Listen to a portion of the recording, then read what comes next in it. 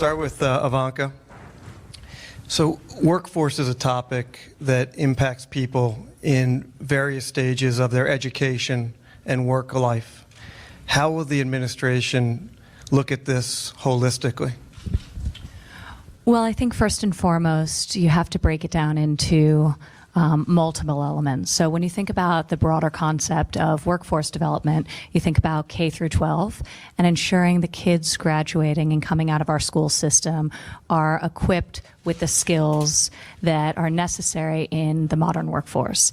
And especially in STEM fields, for example, we see that the students are not ready and are not able and are not prepared either for higher education in a lot of cases or to enter the workforce in a meaningful way. So education is very core. The second area we're looking at is the role of vocational education, in particular apprenticeships. And we actually just had a very robust discussion with the Chancellor of Germany when she was in town just a few weeks ago, because the Germans have really led the way on this front. The Swiss have done a great job with it more recently. In England, we've seen a lot of focus on apprenticeship training. So really thinking about the role of vocational education and making sure that it is incentivized for both the students to consider it as a viable option and partnering with the private sector to really ensure that what's happening, the education taking place, whether it's at community college or at apprenticeship programs, matches ultimately their needs. So skill-based education. The last thing we're looking at is workforce retraining. So for people who have been out of the workforce for a number of years and are looking to re-enter, or people who are currently in the workforce, but they're in a field where jobs are rapidly being displaced. So how do we take large groups of people and think about how to retrain them in areas where their skills will be more relevant to the workforce of the future. So it's a big topic. There's tens of billions of dollars that are allocated across over 14 agencies on this topic. So another area similar to what we were talking about with infrastructure is really taking a look at all the programs that are out there, consolidating those programs and working collectively. We had a meeting last week where we had the Secretary of Education, Wilbur. We had the Secretary Mick Mulvaney was there. Mick Mulvaney was there, really thinking about how we can ensure that everyone's working collectively with these goals in mind. Great, thank you. Secretary Ross, are there ways to incentivize the private sector to further their investment in workforce training? Many of them have taken a leadership role on this already. Yes, the big corporations seem to be finding a pretty good way to do it. If you have a large number of employment needs in given locations, you can partner with local community college, with even some of the high schools to accomplish the purpose. What's harder is to get the small business who has very limited needs to be able to do it. So we've been focusing some on delivery mechanisms. And one of the ones I'm kind of intrigued with is integrating technology into the delivery mechanism. You have licensing problems at schools, you have all kinds of things of that sort. So I think combining the human instructor element with internet delivered service in education is a very important thing. Specifically for the small businesses, we're looking at programs whereby they can both get an assurance of retention through a kind of loan program to the students, with the idea being they would gradually forgive those loans as the student stays on with the employer, maybe over a 5-year period, and trying to match that with tax deductibility to the corporation, but hopefully not taxable income to the student as the loans are forgiven. And couple that perhaps with some loans from the Small Business Association, Small Business Administration, to the little companies, backed by the combination of the company's credit and the loans that they had made to these students on some realistic loan-to-value ratio. So we're trying to get into the nitty-gritty of the how so that this can truly be rolled out on a nationwide basis and help not just big companies but little ones, because the younger companies tend to be the ones who are really producing the jobs and are expanding the most rapidly. Certainly get a feel for why Secretary Ross is at the table on workforce development. Dina, the private sector, to continue on that conversation, as we've mentioned so far, they've been the leaders so far in workforce development. As we look at making this a true initiative of the administration, what role will the private sector play in that? Well, first of all, I think clearly defining some measurable goals in each of the initiatives. Having spent the last 10 years in the private sector, I'm having a little bit of whiplash coming back to government and remembering some of the inefficiencies and some of the difficulties. When Reed and Jared and Chris spoke to the president about taking on the IT challenge, you know, the minor thing of trying to modernize the IT of the U.S. government, the president nailed it by saying, "It sounds like a really hard thing to do that's going to help the next guy." And I think that's often why so many of these projects haven't been taken on. They require presidential leadership and capital and a real commitment to work with the private sector. And I think the private sector will push us in the right direction through the American Innovation Council to actually have measurable goals in each of these initiatives, as Leader McCarthy was laying out. When I was working with Kathy and Bob Steele and others in New York on the private sector initiatives we built, we really tried to think about our company as, at the time, as a lab of innovation. The private sector can take riskier capital to build new models around job creation, economic development, whatever they may be, and actually have the rigor of a measurement system to see how this program worked and what it achieved. But it really is ultimately only government that can scale programs in a meaningful way. And I do think in this administration there is an incredible desire to have a real legacy around things that the private sector helped us achieve that we can really measure in an important way. It's been interesting as we've started to study it. The same principles that are holding true in countries that have always favored apprenticeship programs are true here. They're just being driven by the private sector. When our private sector companies team with local community colleges, help them do the curriculum, put in place internship and apprenticeship programs at the private sector while they're doing the community college education, vocational education, they're achieving terrific results. People are not dropping out. They're on a pathway to a job, and they're good, high-wage jobs. So this is something that we, as an administration, can 100% get behind and amplify, and that's really, I think, our mission.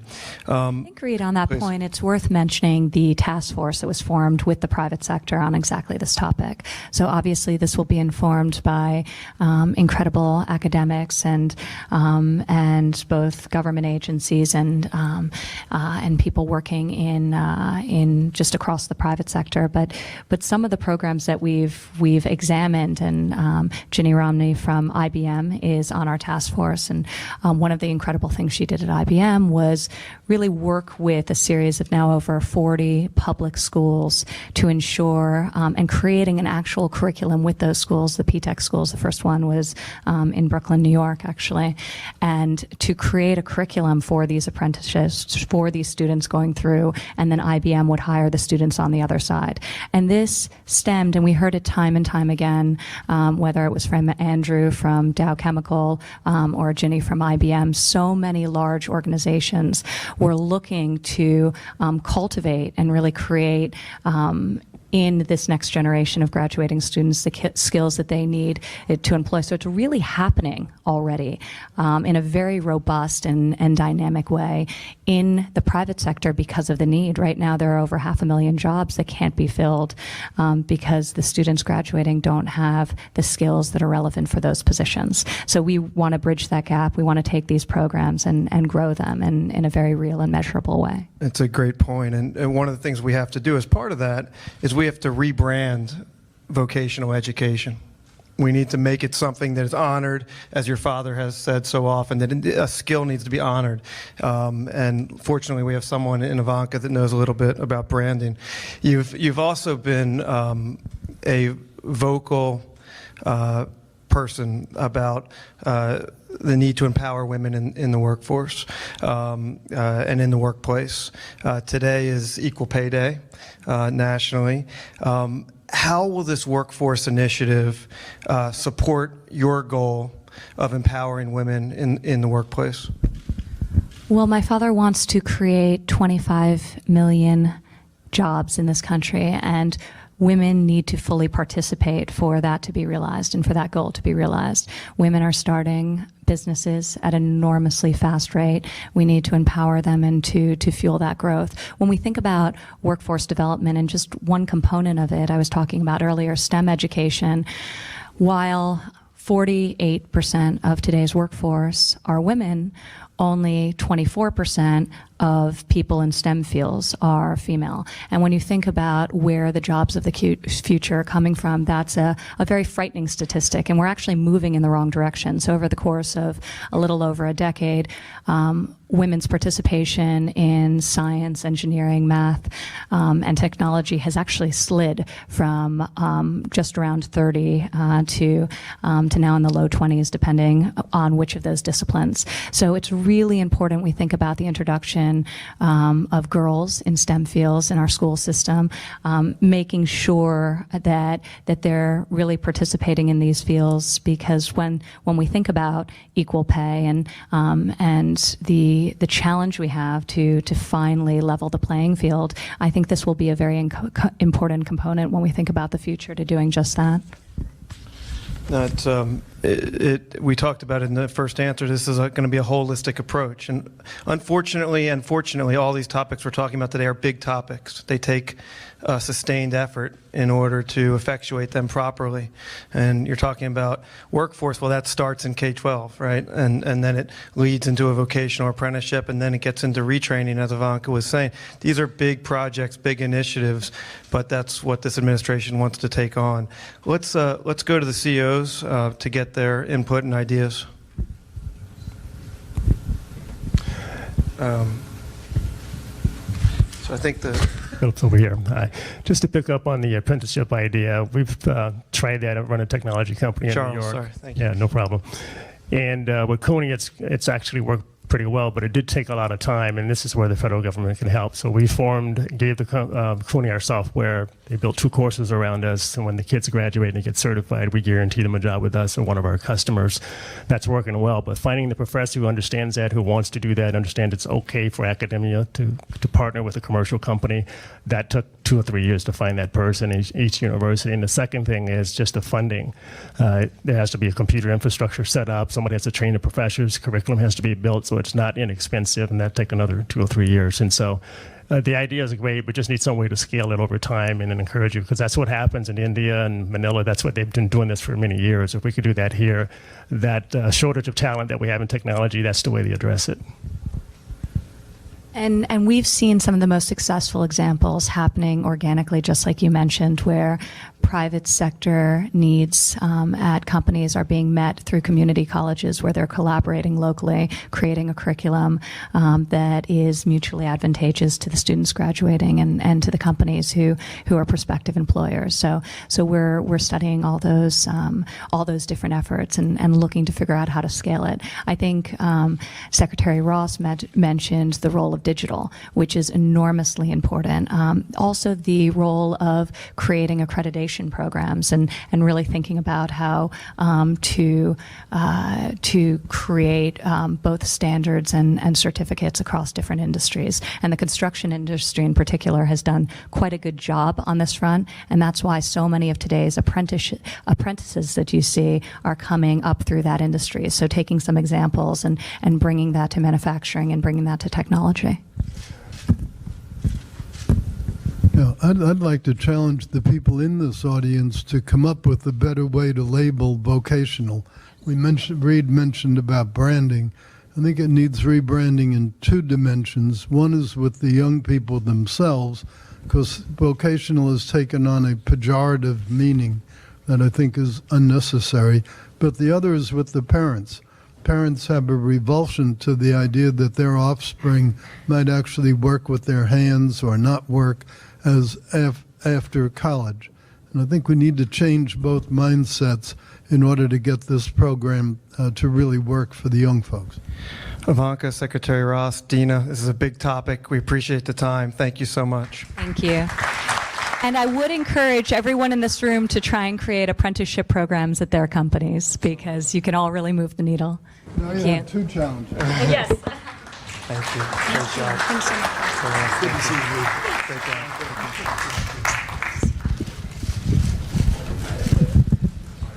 It's now my great honor to introduce someone who's actually very, very familiar and has been a leader on all the issues that we've been talking about. In his 12 years in Congress and in his 4 years as the governor of Indiana, Mike Pence led the country in these issues, being modernizing of government and workforce development. He's also a man of incredible quality and honor. It is truly one of my great privileges to get to work with him. So please help me in welcoming the 48th Vice President of the United States, Mr. Mike Pence.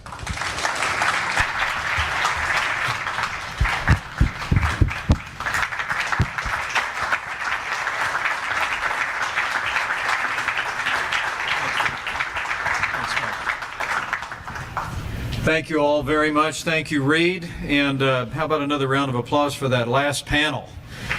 Ivanka and Dina and Wilbur. It's a great privilege to be able to welcome you to the White House. Thank you so much. I want to thank everyone involved in the Partnership for New York City, Michael Corbett, Stephen Schwartzman. It's an honor to have the leaders that are gathered in the room here with us today. I know the President is on his way over, and it's my great privilege this morning to share a few thoughts in the midst of this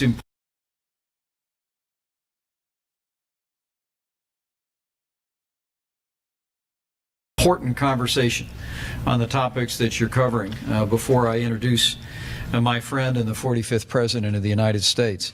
Let me say first and foremost, though, the companies represented in the Partnership for New York City are all American success stories. You have our admiration, you have our appreciation. Your businesses account for more than 7 million jobs, and you add over $1 trillion to our economy each and every year.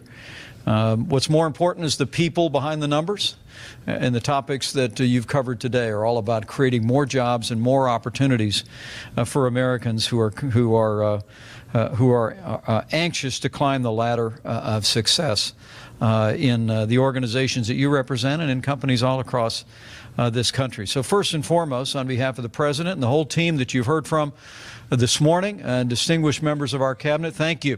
Thank you for what you do. Thank you for your leadership. I think, as you will hear this morning in the dialogue that is about to commence, that America has elected a businessman as President of the United States, and he is committed to being the best friend business has ever had in the White House. We've already seen the results since literally when the election was called at I think it was about 4 in the morning that morning, wasn't it, Ivanka, that we were all together.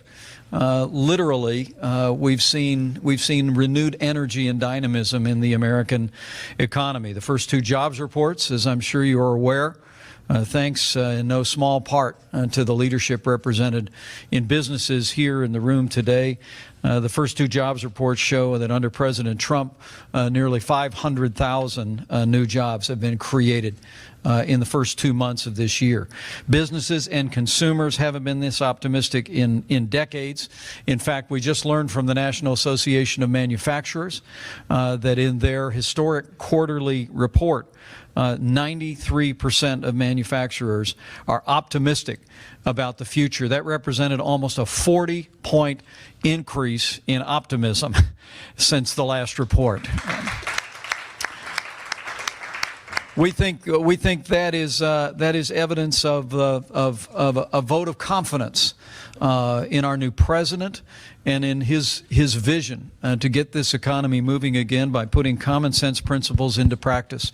From the very outset of this administration, the president has been energetically working to roll back excessive regulation and red tape.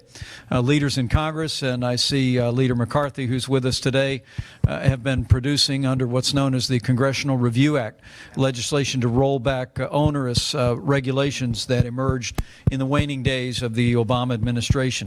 And in the coming days, President Trump will be signing even more bills into law, rolling back that avalanche of red tape. The president's also taken decisive executive action on expanding American energy, the Keystone Pipeline and the Dakota Pipeline. We continue to work earnestly with Congress for a new future on health care reform. And the President and I remain confident that working with the Congress, we will repeal and replace Obamacare with health care reform that will work for the American people and work for the American economy. And of course, in the offing before we reach the end of the year, the President is determined to roll his sleeves up, work with the Congress, and pass the largest tax reform in a generation. Business, as I said, from those numbers about optimism, business has clearly gotten the message. But today's conversation is all about learning from job creators represented in this room how we can continue to build on the momentum in this economy, particularly focusing on infrastructure, government modernization, and workforce. I can tell you that the subject that I came in at the end of, and I know was much a topic today with Ivanka and with Wilbur, having to do with improving the quality of our workforce, expanding opportunities for what is known as career and technical education, what we back in Indiana call vocational education, is a real passion for our new president. And we look forward to partnering with you in ways that we can continue to encourage investment and create opportunities for expanded career and vocational education. So today is all about really giving you an opportunity to share your thoughts. It's part of an ongoing conversation this administration has commenced since the very first day the president took office, listening to business leaders, listening to everyday Americans about ways that we can bring about his agenda to make America great again and to have our economy growing and expanding in a way that is consistent with the most powerful economy in the history of the world. I think the president is in the side chamber, so let me say to all of you, the opportunity you have today is to hear from a man who I have a chance to sit with every day.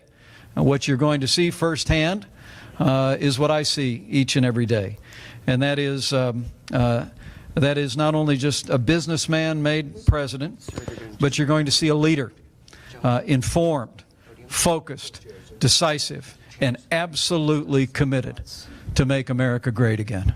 It is my high honor and distinct privilege to introduce to all of you my friend, the 45th President of the United States of America, President Donald Trump.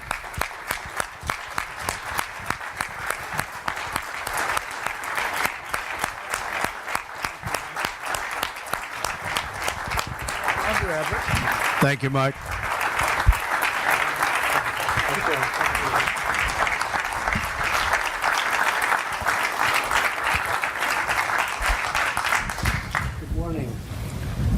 Good morning. Sir, I know. Hello, Ivanka. I know you know a few of the people in this room. I do. All the killers from New York. I'm looking at all those competitors, those great talents, great builders. I have to give you a heads up that Ivanka chaired one of the sessions before this. Tough act to follow. Oh, she's tough. Yeah. Very tough. Vice President Pence listed some of the amazing accomplishments that have taken place since your election and your 75 days in office. The stock market has had almost unprecedented sustained growth. Unprecedented confidence from our manufacturing sector and other business sectors, leading to massive private sector investment and job growth. You have gotten rid of regulations that were unnecessary and were job stifling. You have strengthened our borders and strengthened our military. You've nominated a great superb Supreme Court justice, amongst many other things. How does all that feel? And we're getting unbelievable credit for what we've done, other than the mainstream media, which just gives us no credit whatsoever.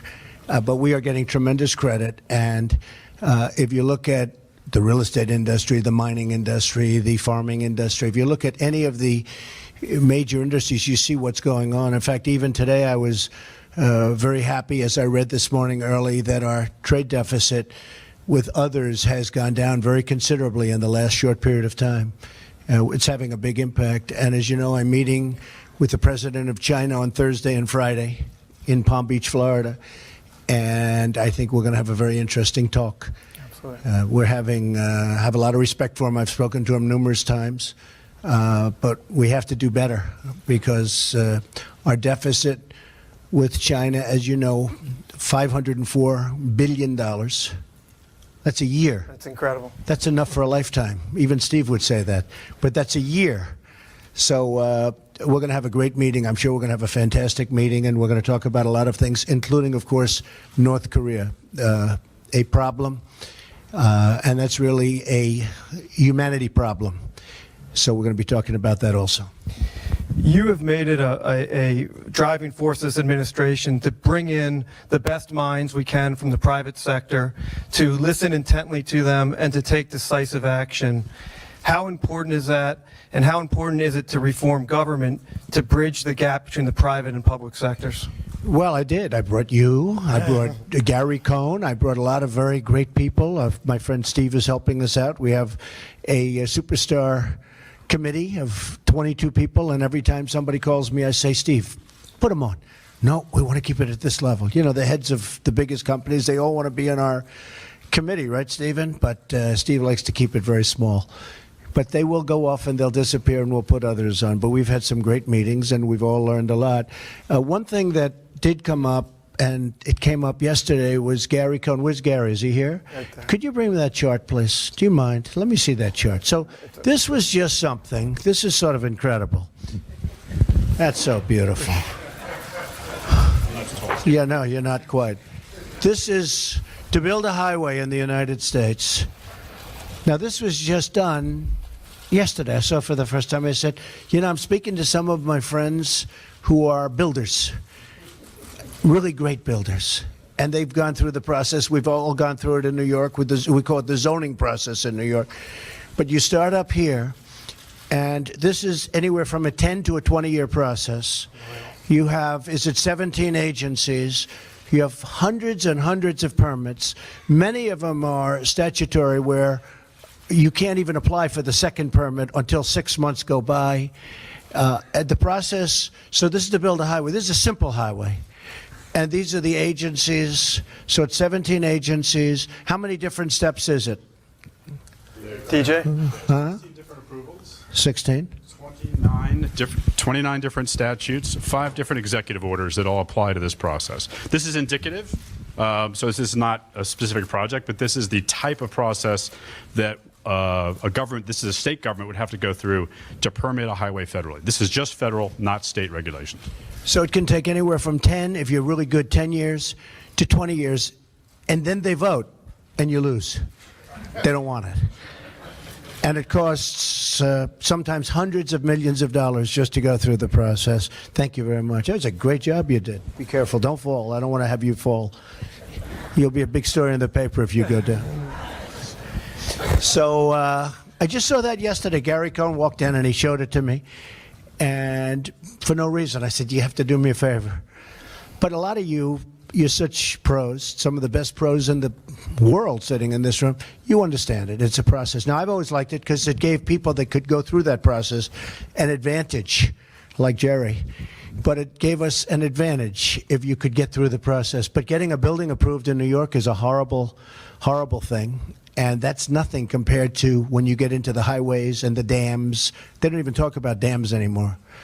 You know, hydropower is a great, great form of power. We don't even talk about it because to get the environmental permits are virtually impossible. It's one of the best things you can do, hydro, but we don't talk about it anymore. So we've come to a halt. We have a tremendous person that we put in charge of EPA, Scott Pruitt, who is an environmental person. He wants clean air, he wants clean water, but he doesn't think it takes you 26 years to get a permit to build a building and to have jobs, at which time those companies are usually gone out of business, et cetera. So we're really speeding up the process.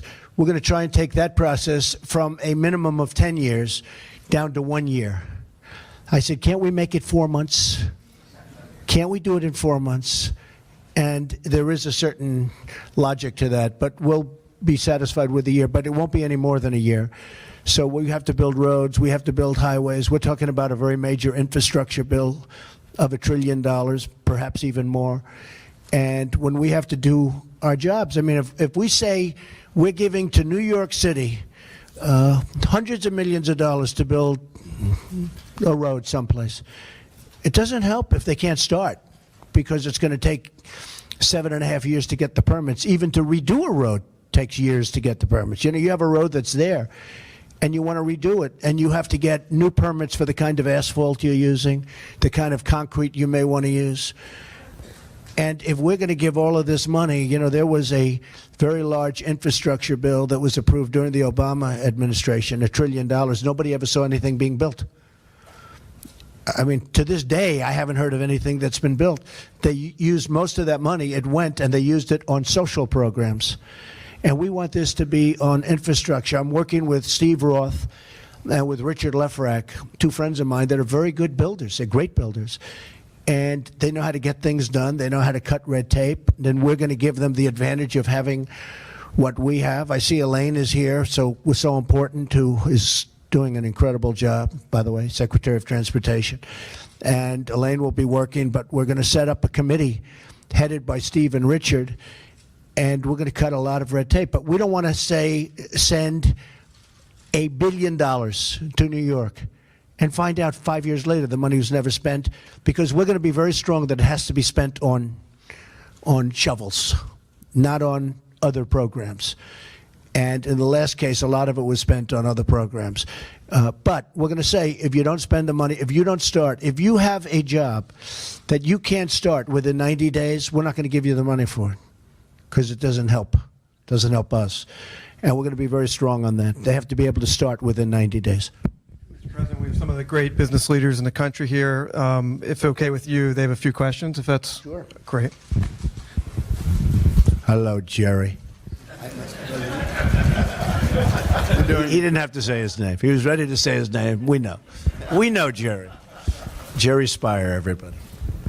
Mr. President, you're doing a great job, and we're all really grateful to you for the sacrifices you're making.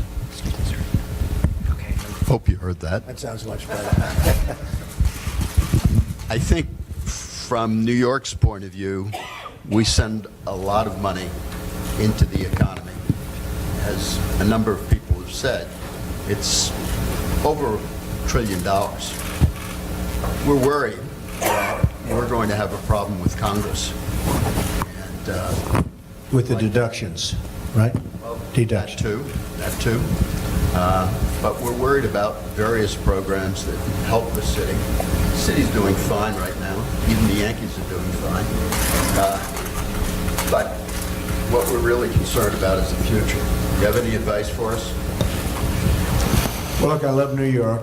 And, you know, in some ways, we're all lucky that I'm from New York, because New York has unique problems. So does Los Angeles, so does Chicago. You know, there are places that have unique problems. One of the problems that you have is debt and deductibility. That's a big one, because a lot of the states that don't have debt or have very little debt, like in the case of Mike Pence, where he did such a good job in Indiana, and it's a AAA rated bond, one of the strongest in the country. And, you know, deductibility is not that big of a deal, because they don't have that much to deduct.